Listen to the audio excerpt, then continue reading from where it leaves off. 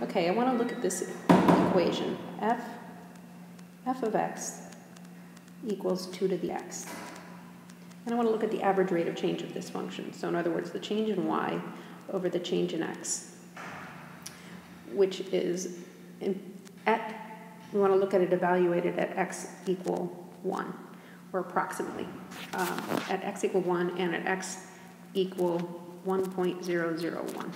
So the difference in those x values, the change in x, is 0.001.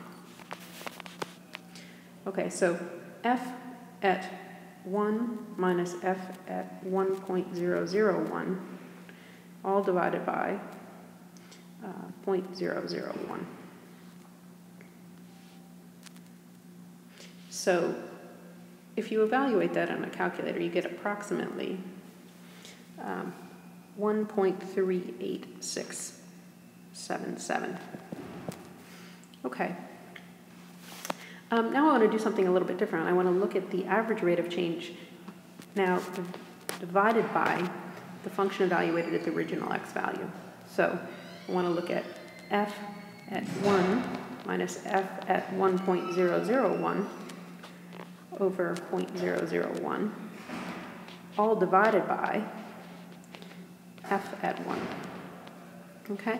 And if we calculate that out, you get approximately 0.6933.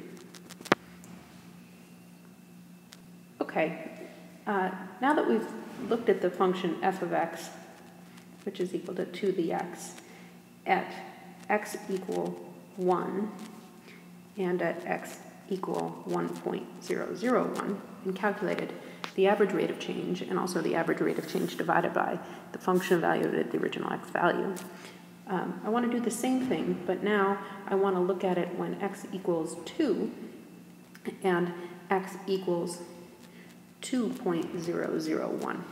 So in this case, again, the change in x would be 0.001.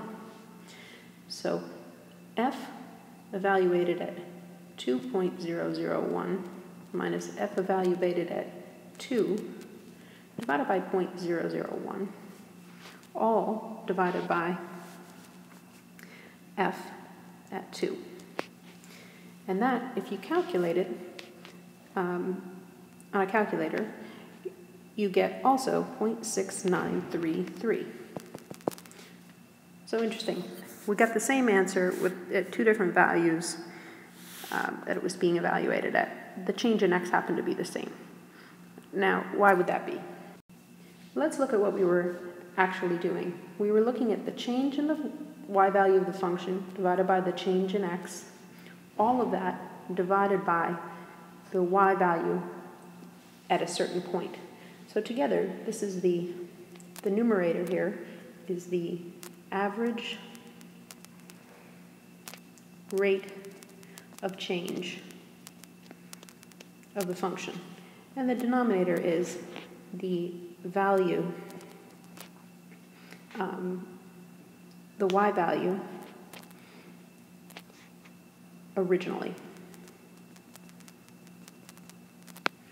Okay, so it's the average rate of change divided by the original y value, which at the end is the percent rate of change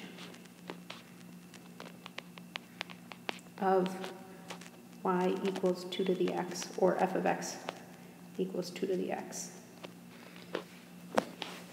Now in both cases, whether we were looking at it for x equal 1 or x equal 2, then we got a constant percent rate of change. What one can infer from this is that the percent rate of change of f of x equals y, which is 2 to the x, was the average percent rate of change, I should write average in there, post instantaneous, the average percent rate of change of this exponential function remained constant.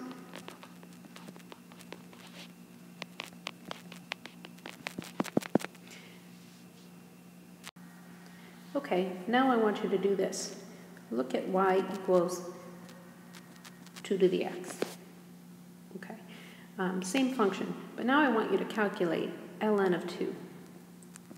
If you calculate that, you find it's also 0.693. What can we make of this? Is there a connection?